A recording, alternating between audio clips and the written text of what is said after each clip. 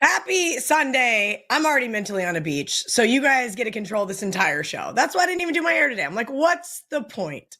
Mexico's too humid to curl it anyway. All jokes aside, we're going to get through this next maybe hour, maybe half hour. Again, you guys dictate the show. I'm Kelly Stewart here on WagerTalk TV. This is last call. That means we're taking you up until tip-off. First game tips off in about 58 minutes. Some nice top 25 action going on today. Well, at least one side of top 25. Yukon should have been in the top 25, but yeah, it's been a little rough sledding. St. John's, who I got to see in person back in December, sitting in the number 10 spot, 4.5-point favorite today. We're going to get into that one. Number 13, Purdue, right after that, takes on Indiana, and then FAU takes on number 22, Memphis, around 2 o'clock Eastern. Again, you guys totally dictate the show. How it goes is your participation. If you guys have a question, do me a favor, go to wagertalk.com/odds and give me the rotation number, the number to the left of the game, because some of these college basketball games are really hard to find. Now, this isn't your normal Saturday where there's 400 plus games between the NBA and college basketball on the board. Well, at least that's what it seems like. But we do have a nice slate today. Probably 15 or 20 games. So drop that rotation number so that VR, who's going to be coming up next, can find the game quickly. We also got Brian Power joining us. He is going to take all of your college basketball questions, and that's because he's been sitting atop the leaderboard right now, sitting in third place over the last 3 days, and we'll get to talk to him here in just a few minutes. Let me check in with the producers and see if VR is here. No VR. I have a feeling VR did not get the memo on the new time slot. That's gonna be my guess. I'm gonna send him a text, you guys, because we used to do the show at noon because it was a NFL knowing Sunday. VR, he's probably talking at a computer screen while no one's actually logged in, and then he's gonna be like, "Oh wait, you guys said I was supposed to be there at noon." Yes. Well, technically 11 a.m. Eastern. I just shot him a text. We're going to get him in here because you guys love him. He talks all things UFC, NBA, college basketball. Yesterday was a really great show. We had a ton of stuff, and I had a nice little 3-in-1 day myself. So I will take that. Maybe we can replicate it today. Let's get into a couple of these games here before we get to Brian Power. The game that most has my interest peaked anyway is Yukon St. John's. It tips off here in just a little bit, noon Eastern, 9 a.m. Pacific. So 56 minutes or so. And I like the St. John's team. As I mentioned to start the show, this defense was electric when I saw them in person. K-State burned them for 7 or 8 threes in the first half of that game. But I'm going to tell you, that moment, my buddy Chris Thurston and I looked at each other at halftime. Mid-second half of that game, we go, oh my God, Rick Pitino makes great adjustments. He made great adjustments in that game, so much so that they actually covered the game spread, even though they were down at 11. And that is because this defense was able to absolutely stifle Kansas State. And that is what they do. They have a couple ugly losses. They lost to Georgia early on at a neutral court, and they lost at Creighton and at Villanova. But outside of that, this team has been great. Now, I know this is a revenge spot for Yukon. Back on February 7th, they did lose at home to St. John's. St. John's is a 4.5-point favorite today, but I'm going to tell you guys, I know some sharp people that I respect that said, hey, take the 5 with Yukon, now down to 4.5 if you've got the WagerTalk odds screen open or Odds Logic. But I do not like Yukon in this spot. It seems like every other game, they're coming off a loss, right? Lost to St. John's, go on the road, beat Creighton. Then come in, lose in overtime to Seton Hall, then off a nice win over Villanova. We're going to get into this one a little bit deeper. No bookmakers today, but I did ask for a text to see if we can get some help. And I have a furry friend who just decided to join me. She's like, Mom, I thought we were going on vacation. So if you hear any squeaky toys, it's the beautiful of live TV. I hear him. He's ready. VR, I apologize. The new start time for the show. I should have reminded you. I knew you were sitting at the computer anyway. So, thank you for joining us every single Sunday. Yesterday was great. Yesterday was great. Like you said, guys, what VR likes to do, whether you're here on Last Call or in the steam room, bring your list of the games that you already like. Penn State was on my long list, VR. You guys confirmed it. I didn't end up tweeting it out, but about 5 minutes before tip, I went back, looked over my list, and I go, man, VR liked Penn State too, huh? Ended up getting a nice outright winner. So guys, remember, have your list ready for the show. Have your questions ready. Drop them in the chat. That way we can get all of them answered up until tip-off. VR, all right, 8:39, 8:40. Air Duck 23 wants to know. Seton Hall, Xavier. I love it. Giving us that rotation number. Appreciate that. Even here on a Sunday with a smaller slate. Listen, let's talk about the Big East that is no longer, right? Nah, I guess they're still the Big East. They just don't have football anymore. So weird to me. But let's talk about, I mean, it's just still so weird to me all these years later, all of the conference realignment. But let's get into Seton Hall here. Talk about this game. Seton Hall had a nice overtime win against that same Connecticut team VR that I was just talking about, but they had lost like 8 or 9 prior to that, right? But congratulations to them. And then, of course, they get the doors blown off of them at Marquette, kind of in a letdown spot. Shaheen Holloway, rough sledding here for the Pirates. Talk to me about Seton Hall, Xavier. Well, I would expect that it would be one-sided Xavier money, the way Seton Hall has looked, the way they've not just straight up, but against the spread. They've covered 3 of their last 10 games, having won only 1. And usually a team like that's never going to get any money, especially from the recreational bettors, especially when you have the recency bias on the Xavier side. They come in having won 3 straight, 4 of their last 5, 3 straight covers, double-digit covers, winning -7 covers, -12.5 cover, -3 cover. And here they got to go just on the road and beat Seton Hall. But that's just not the case. I see nothing but two-way, like balanced action for this kind of game. Like obviously it's 60-40, 65-35 in favor of Xavier, but you got a 9-point spread. Like with that kind of number, it should be a lot more one-sided. You're usually going to see so much more money on the Xavier side. And more importantly, the recreational bettors will be teasing it down. Like they'll be taking those 5-point teasers. I don't know why they do it, but they do it in college basketball, just like they do in NBA. And they usually will look like, for a team like that, that's like a 6 or 7 point favorite, bring it down to where they only got to win by a bucket or 2, 1 or 2 possessions. And that's not really happening here with the Xavier side. And I'm not really sure why. Is it because they're 3-7 team on the road? Maybe. But I don't get it. The other thing that sticks out a little bit is on the total. You're getting a ton of over money. Over. They're really betting this game over. But none of it is sharp. None of the guys that I work with have bet this game. None of the groups that share stuff with me have bet this game. So it looks like it's just a public type of game. And that's why you're not seeing much movement on the line. You don't see the books giving it much respect at all for any of that really total money. And like I said, the side isn't as one-sided as you would expect. Personally, I don't like that game at all. Like I think if whoever asked that, if they have an opinion and a conviction on it, I think they should follow their instinct and bet the side they like, because I don't have really anything to sway them one way or the other. Again, I'm looking at now I just logged into my sharpest book to see maybe if they shaded it a particular way, and they haven't either. It's kind of like we opened 9, we're keeping it at 9. Let's talk about that. So I have the Hard Rock here in Florida, right? And several of the Vegas books I can't bet at, just like you. So I just don't even have those on my screen. But I have a couple of local ones that I do find really interesting to see what they shade. Can you talk about that for like some of our audience members that maybe don't live in a legal state? I know we're not supposed to talk about these things, but that's reality. So some of these books do shade towards certain ways because they see sharp action coming on their side, or can you kind of explain how that works? Yeah, I mean, for the longest time, there was the pinnacle bias.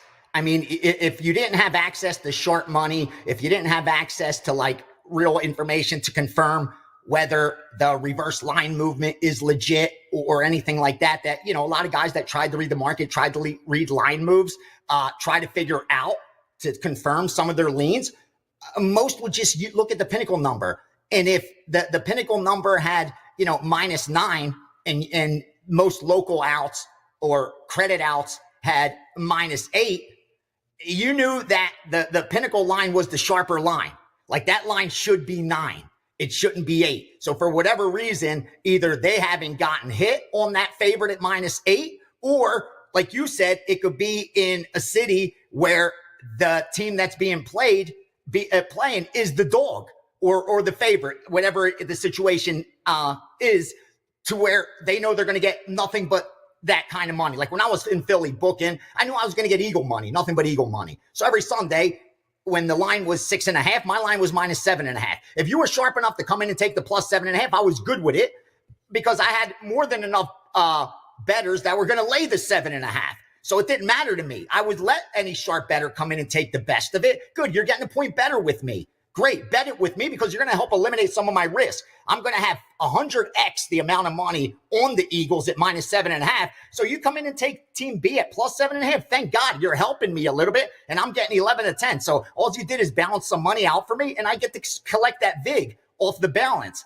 And that happens still because there's just so many credit shops as well. Even though, like you touched on, a lot of the books that, they don't like sharp action. They don't like anyone that could get closing line value. It don't even matter whether you're beating them for money. It's, are you getting closing line value with them? Because it's kind of like card counting. They know if they watch the film and you're placing your biggest bets when you have the advantage and you're placing your smallest bets when the house has the advantage, they don't care whether you're up money or down money with the property. They know that you know exactly what you're doing. And as long as you sit there long enough, you're going to be profitable. You're going to take their money. It's the same thing with sports betting. If they see that you're continuing to get closing line value, where you're laying -5.5 and the line's closing 6.5, closing 7, even if you're down with that book, they're going to drop you more times than not if it's one of those books that just doesn't want any sharp money, because they know it's just a matter of time. Like in a short sample size, there's a lot of randomness involved. You could be placing great bets and lose over and over and over again. But after a big enough sample size, the law of big numbers is going to come into play, and your mathematical certainty to turn a profit because you're beating that closing line value. Well, with a lot of books, you could take advantage of that by using those sharper books because you're already getting closing line value. If the originator like Bet Online has MMA line like on the UFC at -245, and the square outs, the ones that won't book sharp money, has 225, -225 because they're getting all dog action, then you know that you're already getting closing line value, that the Bet Online line is the right line. That's the number it should be. You could easily take advantage of that. That's what placing a good bet is, taking that favorite at -225, whether you like it or not. I mean, obviously, if you like it, it's a better bet. You should bet that way. But if guys that are scalping, guys that are middling, to them, it doesn't matter what side they like. They just know that that's the right line. The sharp book is what the numbers should be. So they simply, that's why a lot of the guys that scalp in middle, what ends up happening, and it happened to me, you end up losing with the sharp book and winning with all the square books. And the problem becomes, are these square books going to pay me? If they're like credit shops, if they're not legit outs, that have to pay you, they could cut you off, but they have to pay you. The Caesars, the MGMs, the places like that, they'll pay you and probably cut you off. But what ends up happening is you lose with the sharp book because they have the more accurate number. And in a situation like that, you could make money just doing that. There was like I said, it was called the Pinnacle Bias, the Pinnacle Shade. It had many names. And there were a lot of people that made a ton of money just following the Pinnacle number. And they do it not just with sides and totals, because that's easy. Anyone could see that and do that. But more importantly, you really want to make some real money. I'm going to share a little secret here. Look at the props. Look at the props. That's where you're going to make a ton of money, especially if you don't have a huge bankroll. So you don't need to be betting, 5 dimes on a prop because you ain't going to be able to get it down. But if you're, a nickel better even, and you could get that down on a prop, dude, look at what those props are at those sharpest books. Compare it to those square books. And where the sharp book is, that's where the square book should be. And for whatever reason, they're slow. You could easily take advantage of it. And I see it all the time. With prop scale, I see it all the time where the points, like over 18.5 points, and they're at 19.5 or 20.5 because it's usually the bettor's bias is towards the overs with props. So if you see that a sharp side has points over on a player, 17.5 with the under favored, and then the square shop has 18.5 with the over favored, rest assured, you're getting a good number by going under 18.5 at plus money. You're getting so much the best of it. If you could keep finding spots like that and just manage your risk correctly, dude, you're a lock to make money doing nothing. You don't have to handicap. It doesn't even matter. Like I do, there's a handful of guys out there that make a ton of money that don't care about the teams, don't know any player on the team. It's irrelevant to them. All they're looking for is inefficient numbers. That's the disconnect between professional bettors and recreational bettors, or even those sharp bettors that are fans. The disconnect is that the predicting the winner becomes irrelevant. That's not the job. The job is to identify a number that's off, bet that number, take advantage of it, and then if the market moves to what you thought, you placed a great bet. It's the same thing with any market. You know what I mean? Like, you want to buy a crypto, you want to buy a stock at a number that then goes higher than you. That's the goal of it, right? You want to be able to sell it to someone because you're thinking it's going to be worth more in the future. That's why you're buying it. Unless you really, want to hold for 10 years, most of us are buying something today because we think we could get more for it tomorrow. It's the same exact thing with the betting market. You're betting -5.5 because tomorrow you think it's going to be -6.5 or 7. If you could look at it that way, it becomes irrelevant on what the teams are, what the players are. You keep finding those inefficiencies and there's nothing the book could do. You're going to take their money long term. That's the key. That's how I use the sharp books. The key is identifying them. And luckily, like places like Odds Logic, you pull that up. And again, I don't get anything for it. I'm not promoting it for that reason. I tell it to my guys because I have a hookup to give them a week free just so they can see what I'm talking about. And I let them know these couple books, put the opener of them and then compare it to, like we say, the square outs, and you could easily find positions for yourself to throw some money down. Just do that and see what happens. And more times than not, they're going to be happy because they made some money for handicapping nothing but the betting line. That's how I use those sharp outs. Again, so we you don't talked have about to it. beat them, beat the squares. That's it. Yeah. Yesterday we talked about it, me and Steve Merrill. So I have it on my Odds Logic because you can basically set it up how you want it. I have it Superbook, FanDuel, Circa, DraftKings, Pinnacle, BetWar. That's it. Sports 411, South Point, Heritage, Buckeye, Jazz. That is how mine looks. Everything covered. That's how I like to be able to look at my screen and say, okay, here's the books that I find sharp. Here's a couple of the square books. And here's how I want to be able to find inefficiencies in the number. Like Steve said, you've said, we've all said, there's no reason hardly at all to be able to buy points. If you have enough outs, you're going to find that 6 versus a 6.5. You're going to find that 5.5 versus a 6. And if you can get those little half points here and there, guess what? They're going to add up to a lot more wins. Real quickly, Kel, thank you for bringing that up. And I know everybody comes for picks, and I get it. That's what we want. But at the end of the day, if you're not, we've got picks coming. Picks are coming. Exactly. If you're not betting correctly, it doesn't matter. The picks are going to do absolutely nothing for you. Like, if you're not getting good numbers or you're not bet sizing correctly, the picks are going to do absolutely nothing for you. But Kelly brought up a great point. Because I see it all the time. I look in the back end and I see guys buying points. Dude, they're doing it in like NBA, in college basketball, where they're going to score an NBA 240 points. What's that half point going to do for you? It's bad enough in the NFL when I see them do it. They'll take a point and a half on a total. So the total will be 51 and a half. And they'll buy it down to where now they're laying 150 to win 100 because they have over 50. Dude, you don't have over 50 anymore. Like, you paid 150 for it. If you paid -110, now you have over 50. But you don't have over 50 because you're laying -150 to go over 50. So what you're saying ultimately is that it has a greater than 60% chance, because the break even at -150 is 60%. You're actually saying that it has a greater than 60% chance to go over 50, but that doesn't even have a greater than 52.5% chance to go over 51.5. How's that even going to happen? And what planet is that going to happen? That there's a 60% chance, greater than 60, it goes over 51, but it's not a greater than 51% chance, 52% chance that it goes over 51.5. Like, what's it going to land on? 51? Sure, it's going to happen once every how many games, but it's the most foolish thing you can do is buying points. Unless you know what every single half point is worth, and then you say, wait, I should be paying -122 for this, but they're only charging me -120. Then you buy it. I buy half points all the time. And I write in the analysis what my bettors, my subscribers, buy up to -121, buy up to -123, because that's what the true price should be for us buying this half point. If you get it cheaper, buy it. If you can't get it cheaper than that, don't buy it, because we won't have the same bet. That's the key. If you don't know what every half point if you don't know what going from -5.5 in college basketball to -5 is worth, don't buy it. don't buy it. And in totals, it's don't even think about it. And when I see that, I'm like, why? What is this person thinking? Buying a half a point on it from 138.5 to 138. Seriously? You're going to pay juice for that? It's hard enough to overcome laying 11 to 10. We're looking to try to lay minus 105s. I'm hunting down books that'll give me minus 105 like they're a gold mine for me.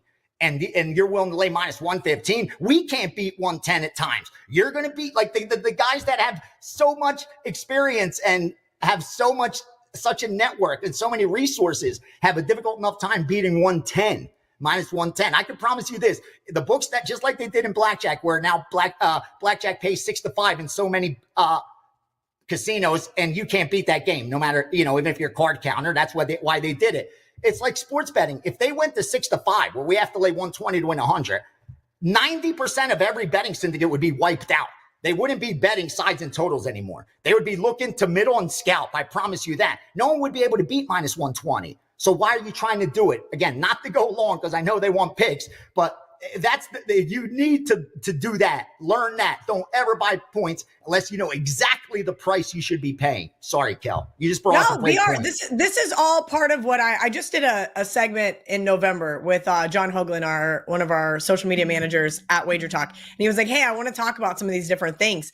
And we're at the Westgate and we kind of went over some of this stuff. And I said, the thing that I want WagerTalk to be, I'm not going to sit here and pretend like I haven't made these mistakes. But the one thing I want WagerTalk to be known for is to sit here and say, we want to help make everybody be a better. And that's how we're going to do it. You're right. You can give picks till you're blue in the face. We can hit 62%. I mean, you could do that. But if you're bet sizing incorrectly and you aren't using money management and you are buying bad numbers or paying for a half point here and there, you're going to lose long term. And that's the reality. So I want to set all of our audience up for success. They are here to get picks. They are here to be educated. I hope so. All right. Text from Art really quick, and then we'll hit a couple of these questions. I know that there was a question about Ohio State, UCLA. Yep. Lewis, if we didn't know, Ohio State has been on the do not bet list for at least a month and a half now, 6 weeks. They are so infuriating. I will say this. Art texted me from the Westgate Superbook, 2 public sides today at the Superbook, UCLA and University of South Florida. So those are the 2 public sides. So look, even so, I don't know if I can take the Buckeyes, especially off that really ugly loss. They look enticing, but boy, I don't know. 3 sharp plays, VR, Yukon now down to 3.5, Purdue now up to 4, and South Dakota now up to 10. And you guys always ask Art when he's on the show what his favorite play is. His favorite play today is Manhattan plus 5. VR, do you have anything to confirm that? Any opinion on UCLA, Ohio State for Lewis? Because again, I understand why Ohio State might be the side situationally today, but I just can't trust this team. They infuriate me. Dude, if I tell you that it's the most heavily bet game already in the back end, and it's usually an early game, like one of those more prime time early games. Like I see like Connecticut St. John's has a ton of money where it's, so heavy on St. John's, very heavy, 7 out of 10 at least on St. John's. The money, meaning not the ticket count, the money. That's what matters most. But UCLA is like as one-sided as you're going to get. They're betting that one like they already have tomorrow's newspaper, and they saw UCLA won this one by double digits. They are hammering the UCLA side, and they're betting it with the over. Not as heavy. I thought it would be really one side on the over, and it would be kind of like sharps versus the public, because you see that totals dropping. It's going down to 139. The sharper shops are even charging juice to go under 139. So the sharp side is under, and you have a little more over money from the betting public, but it's not as one-sided as I would think for that kind of game, because they usually, again, parlay it, favorite with the total. But that's not what they're doing. They're just betting UCLA. And more importantly, they are teasing UCLA. It falls under that category where it looks like all they have to do is win the game. Just bring them down to where it's just a bucket, and all they have to do is win the game, and you're going to cash a ticket. It's a terrible bet. It probably win. They'll probably win at home, but it's still a terrible bet. You don't want to be making those bets. Again, if you're only placing one bet, then make it. All that matters is you pick the right side. And if you're going to bet tomorrow, the week after that, the month after that, the year after that, then it really does matter that you don't place bets like that. It's nothing but one side of UCLA here as well. So, yeah, that one sticks out a lot. Yeah, it's scary to bet Ohio State on the road. They have not done right by me, VR, at all. I think I think at one point in time I was 0-6 with this team. Then they won one game for me, and I think I lost the next 3. They have been so frustrating. I liked them versus Michigan last Sunday, and I was very happy that I did not end up betting them. And like I said, they just got their doors blown off by Northwestern at home, 70-49 there on Thursday. I get it. It's gross. I with all of the things that you just said and all the things that I know that I'm going to hate myself come 5 p.m. when they're down 25 at some point late in the second half. It's going to be what it is. Sometimes you just have to hold your nose and understand you got to take the gross teams. All right, we got about 3 more minutes. I'm going to bring in Brian Power. You're going to go. Do you have a steam room today? Yes or no? No. We had a long one yesterday. Went through so much college basketball, NBA, boxing, UFC, NHL. So yeah, today it's just a little college basketball, a little NBA. We confirmed with South Dakota with Art. Bet that earlier. And here's another one for you guys real quick before I go away. 852 Northern Iowa plus the points and the under 127 in that game. And also some steam on Canisius plus the 12.5. Hope you guys do damage, whether you follow or fade. I really do. And as Kelly said, hope you become sharper bettors. That's the goal. And do some damage today. I know Steve's coming up next. Stick around because Steve's always got good stuff to share. Thanks again, Kel. Hey, thanks, VR. Joins us every single Saturday and Sunday here on Last Call to give us some insight behind the computer screen, as well as what's going to make us better bettors at Greek_Gambler on all your social channels, at Greek_Gambler7 on TikTok. VR puts on a ton of free content, you guys, all over the place. His Steam Room's free at least once or twice a month. If you guys have not hopped in and asked him some questions, you are missing out. Brian Power, welcome into the show. Let's get some of these college basketball questions answered. I know these guys want picks, but sometimes I got to just let VR do his thing and let him just go on a tangent and remind people where they're screwing up, because I need to hear that myself every once in a while. You know, somebody who lacks discipline in their daily life, as you can tell. I have too many margaritas on National Margarita Day. Didn't feel like curling my hair. I'm going to Mexico. I'm already on vacation. Is Brian Power muted? I think he is. Am I muted? I'm not muted. Can you hear me? All right, there we go. I'm a little, could you back me up, Dan, a little bit? I see my face a little too much in the thing there. I'd like to be backed up. Just got to scoot back, VP. Just got to scoot back. Back me up. I don't want to see my face. Here, you want me to here? Oh, well, there we go. Okay, how about we do that? Is that good, Kelly? Is that good? There we go. All right, we're good to go. You guys tell me. I was going to put my Steve Merrill face on, actually, when I was hyped. It was hyped as a Steve Merrill appearance there by VR there. I was like, were they expecting Steve? Should I put a mask on? That was yesterday. Yeah, I know. I lack discipline, too, at times, Kelly. I wish maybe VR could have given me a lesson. Mark Zito tried yesterday morning. He said, do not bet Illinois, you fool. And I did. I got the best of the number, plus 9.5. Unfortunately, Kelly, I should have waited for plus 44 because that's what I needed there. But overall, it was a great Saturday. Thanks to everyone who got that morning wager deal. Mark and I combined those 7 and 5, 4-0 with plays rated 4% or higher. And I hit the 5% on Arkansas. So it was good. And that's why you're here, because you are on the leaderboard and you are required to be on the leaderboard if you're going to be on my show. I want the best of the best. As you mentioned, I did ask your partner, Mark Zeno, if he wanted to join the show on Saturday, but he was too busy coaching Little League. All right, let's talk about a couple of these games with BP. If you guys are asking questions, we're going to keep the show going. If not, I'm cutting the show off and I'm hitting the road because I need a desperate need of a tan. Football Coach 13 said, I'm nervous about taking the Temple over, but I can't jump ship now, can I? Have they just been cruising towards the over here, BP? I'm missing out. This was, I believe it or not, I was ready to talk about almost everything under the sun, and the Temple and our listeners throw us for a curveball. The Temple over, I have no opinion on that. I will say what the last thing VR said about that Drake Northern Iowa under. I know this wasn't the question, but I'm going to just piggyback off what he said. I really like that play, the Drake Northern Iowa under. These teams combined to shoot 17 of 32 from 3 in the first meeting. There were still only 118 points scored with that kind of three-point shooting. Drake obviously last in the country in adjusted tempo. So if you're looking to play a total, I don't know. That Temple total is really high at 163, probably for good reason. But I would actually bet a low total under. I think that's if you're looking to bet a total today. I got the answer for you, and I knew that there was a reason for it. It has been cashing. It's cashed 10 straight. Games. Yeah, 10 there we go. Straight. Yeah, so, 10 straight. Everybody wants to jump on, but you're right. At some point in time, you jump off. BP, that's a good question. So St. John's second half has been absolutely electric for me since that K-State game, right? They have cashed now 19 of their last 22 second halves. That is just monstrous. Now, I know everybody today likes Yukon. Lots of guys I respect like Yukon. But I think at halftime, I'm going to make a real decision here. When you're riding a hot streak like that, like this Temple over, cashing 10 straight, do you continue to ride it until it loses? Or do you say, okay, today's enough. This total's just too high?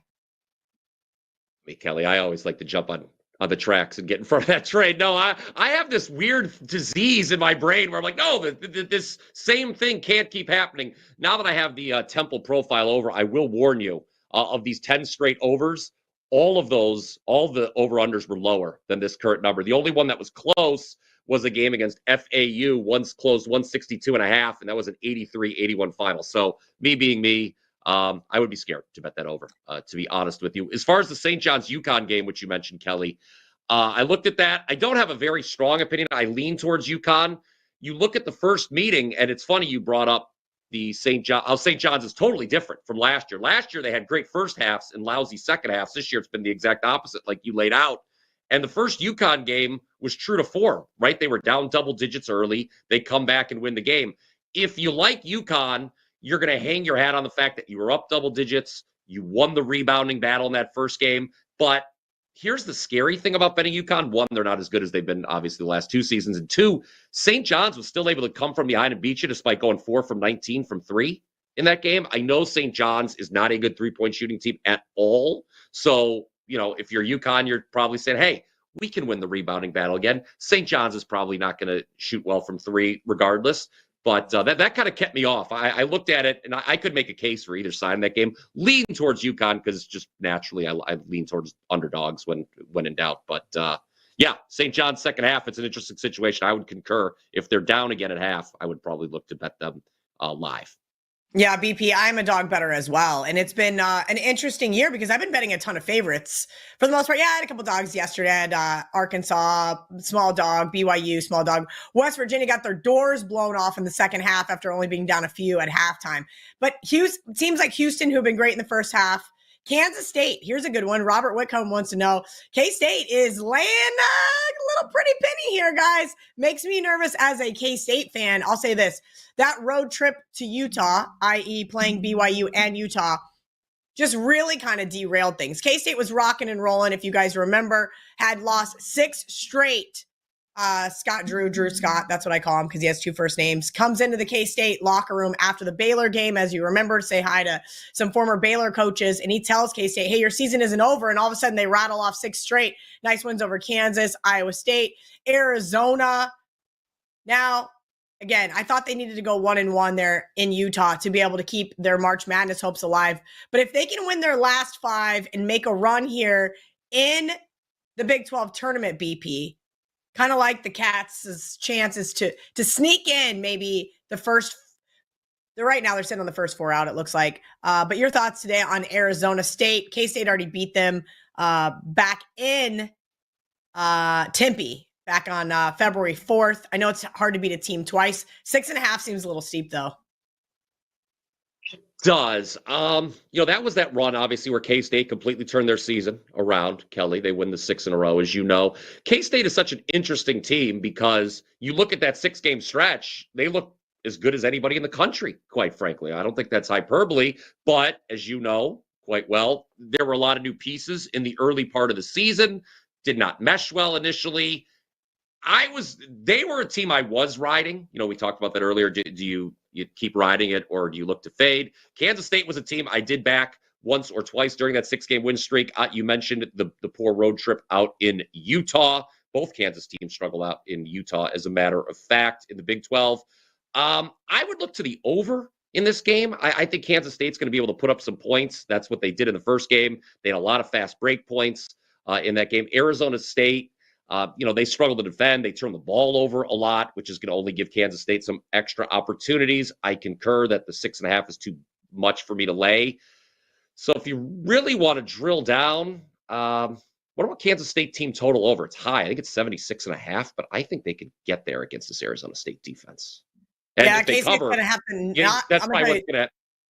Here's the thing. Here's the keys to K-State winning this game. Don't turn the ball over and make your goddamn free throws. I'm pretty sure I have a shirt that says that somewhere. But it is actually a fact. Sorry for that on a Sunday. Jerome Tang, my head coach, would not have appreciated the GDs this morning. Exactly wants to know your thoughts on Bucknell. BP, you know the times I pay attention to teams named Bucknell? Yeah. In late March when they sneak into the tournament and then upset teams named Kansas. This is not a team that I follow. Of course, I don't follow the Patriot League. Too many leagues to follow. Do you follow this league? And do you know anything about this Bucknell team playing Army today? Bucknell was probably my best win of the entire college basketball season a couple weeks ago when I played them as a short favorite against American. I was struggling there. There might have been one or two others that rivaled, but they blew the doors out of a undermanned American team at the time. That was a rocking chair winner. So I think Bucknell is the best team in the Patriot League, no matter what the standings say. They're a better team than American U. American U is such a fraud. They won another close one yesterday. I have not seen a team win pull them out of the fire quite like this American U team. That's a fade for me. So if you're not paying attention to the Patriot League, fade American U in that conference tournament. They're not coming out. As far as this game, Army, who just beat American, as a matter of fact, I look here. I would lean towards Bucknell, although again, 6.5. These Patriot League games, more often than not, end up very close. I mentioned that I had a route. That has been the exception to the rule, but it would be Bucknell or pass for me. Bucknell is the best team in that league, and I think at home they can show it. Bucknell or pass. Guys, if you have a question, drop it in the chat. Chris Duggan wants to know, FAU at Memphis. This is an interesting Memphis team because there was a point in time I mentioned the second half there with St. John's. Memphis second half was doing pretty good there for a minute, and they kind of got derailed. I think it was versus Rice. I'd have to look and double check where I went wrong with this team. But when Memphis is hot from three-point land, good night. It is over before it starts. They did just come off an ugly loss to Wichita State last Sunday. Now here's an FAU team, BP, that I'll be honest with you, I don't really follow the American Athletic Conference in college basketball. FAU, if you remember, stifled K-State a couple of years ago during March Madness. And, then they lose their coach. When your coach goes elsewhere, then what happens? Obviously, you got to rebuild. I have not watched either one of, I should take that back. I've watched a lot of Memphis. I have not watched any Florida Atlantic this year. Talk to me about this team. Is this too many points for Memphis? Or should I maybe wait and see it half again? Maybe I can get back on that Memphis second half train. I do not bet Memphis. I think Memphis is overrated as any team. As far as top 25 teams go, they're there because they're just way better than everybody else in this conference, and they've been able to rack up. But they did have an impressive non-con. I thought a lot of the stuff in their profile that was unsustainable. Memphis is a team I'm absolutely going to look to bet against in the first round of the tournament. Just to put things in perspective, I don't even have them power rated as a top 40 team in America right now. I just think there's a lot not to like. But here's the problem if you want to take the points here at FAU. You mentioned Memphis. They're very good at shooting the three. That is very true. They are fourth in the country in three-point shooting percentage, as a matter of fact. And what does FAU, what are they not good at doing? Defending the three. They're second to last in opponent three-point shooting percentage. So if Memphis is hitting their threes and they're at home, then I think FAU's dead in the water. I would look to the over in this game to that point. Again, I don't want to lay 9 with Memphis, but I think there's a good chance that they're going to score a lot of points. And if they're scoring a lot of points, this game probably goes over. If you guys caught a video I did on Thursday for that Florida Atlantic Wichita State game, I said to take the points with Wichita State. Both teams went into that game red hot. I said, why would you just not take the points with the team that's playing as well as Wichita State had been? And sure enough, they win it outright. I called it a look ahead for FAU. It was. So it'll be interesting to see how they respond from that loss in the look ahead spot here. I think we get a lot of points in this American game on Saturday. We got some more questions coming up. We'll get to Lewis's question here in a minute. BP, for those who have never heard you, well, they've been living under a rock, but talk to me about you and Zeno's show and where everybody can watch it. Well, every day or Monday through Friday, Zeno and I do the morning wager. It's a very fun show where we give you 3 free picks every day on that one. And yeah, it's a great time. It's growing. We appreciate the comments, positive, negative, neutral, whatever. We enjoy it. Show's been growing. It's getting real popular now. And just check it out. It usually drops, or it always drops before noon Eastern every Monday through Friday. And you can also catch me, if that's not enough Brian Power for you, I do the Power 5. Not this. There's no Power 5 today because I knew I was going to be coming on here to talk every game.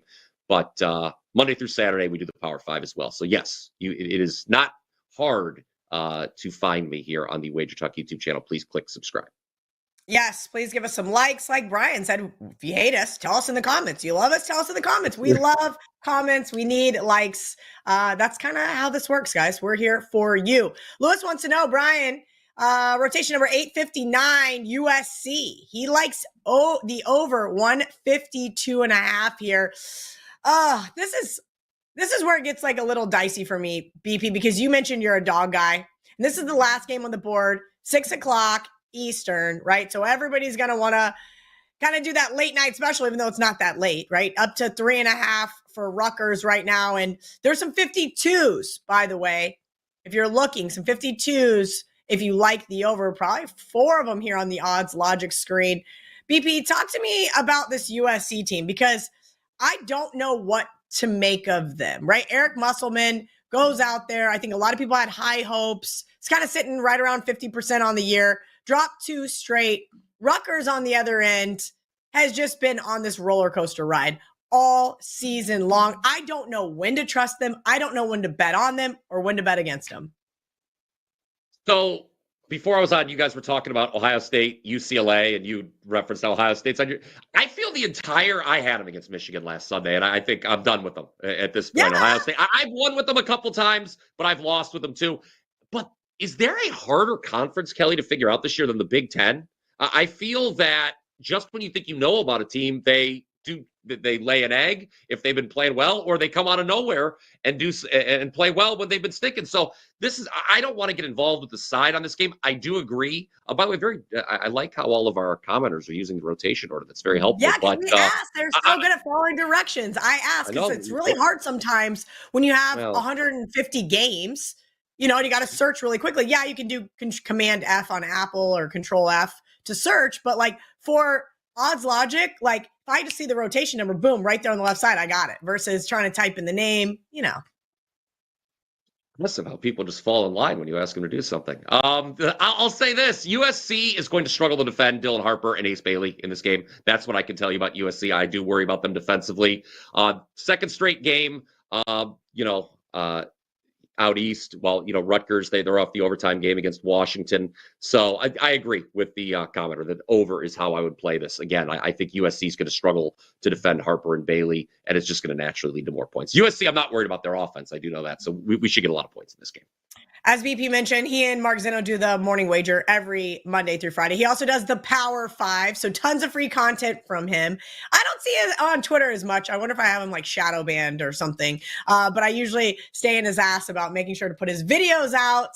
BP, tell me what else is going on over at WagerTalk.com. Anything you'd like to share with our audience? Yeah, so we've been running well recently, Kelly. I mentioned it was a winning day yesterday overall.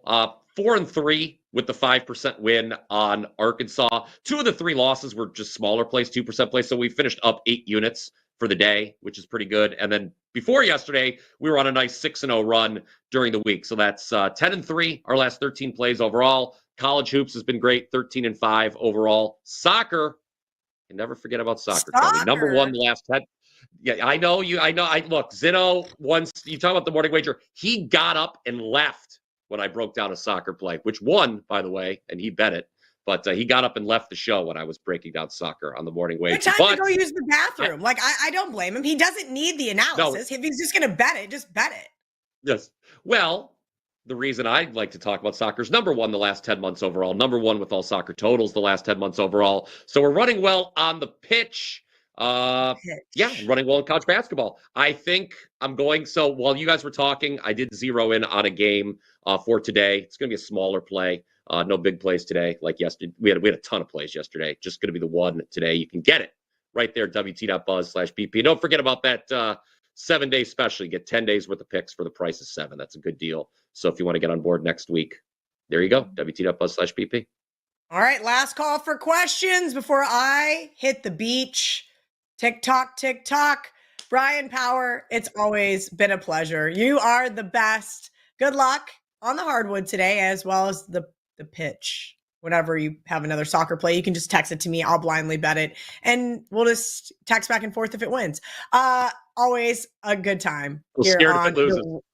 Yeah. And you get the middle finger emoji if it loses. Yeah. Brian I Power, take that. That's all I got. That's a ticket. Yes. Make sure you guys give him a follow. Again, hit that like button. Give us a subscribe. We are here for you guys. As VR likes to say, do some damage. Good luck this week. I will be gone next weekend, but don't worry. Joe Ranieri offered to fill in so that I can take a much needed time off. Art DeCesar is going to be back next week as well.